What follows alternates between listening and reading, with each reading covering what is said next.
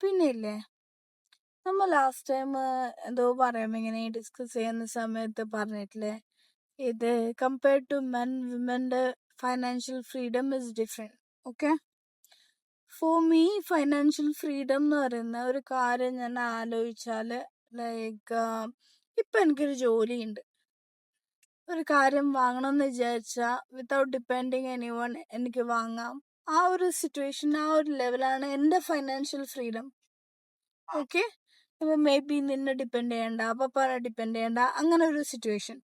Financial stability എന്ന് വരുന്നത് എനിക്ക് മേ ബി ഒരു നല്ല ഹയർ പൊസിഷനിലോട്ട് വർക്ക് ചെയ്യുന്ന സമയത്തോ, അല്ലെങ്കിൽ എന്താ പറയുന്ന ഒരു ബിസിനസ് സൈഡിലോട്ട് ഇറങ്ങുന്ന സമയത്തോ ആയിരിക്കും.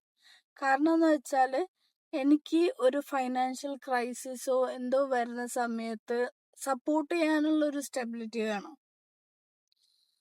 ആ ഒരു കാര്യത്തിലാണ് എന്താ ഡിഫറൻസ് ഉള്ളത്. റീസെന്റ് ഒരു റീല് കാണുമ്പം ഇങ്ങനെ ഞാൻ വിചാരിച്ചൊരു കാര്യമുണ്ട്, ഒരു പെണ്ണിന് ഒരു ജോലി ഇല്ലാന്നുണ്ടെങ്കിൽ she have to stay there.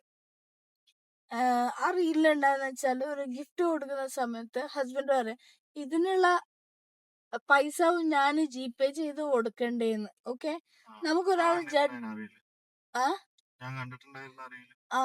ഒരു ആളെ ജഡ്ജ് ചെയ്യാൻ പറ്റത്തില്ല. Maybe that person doesn't want to go for a job, അല്ലെങ്കിൽ ഫാമിലി വൈസ് ഇൻട്രസ്റ്റ് കാണത്തില്ല, അതായിരിക്കാം. പക്ഷെ അറ്റ് ദിസ് പ്രസന്റ് ഇതില്ലേ, എന്താ പറയുന്ന ജനറേഷൻ അല്ലെങ്കിൽ present movement, being A women, ഒരാൾക്ക് ഒരു ജോലി വേണ്ടേ, ഒരു ഫൈനാൻഷ്യൽ ഫ്രീഡം വേണ്ടേ?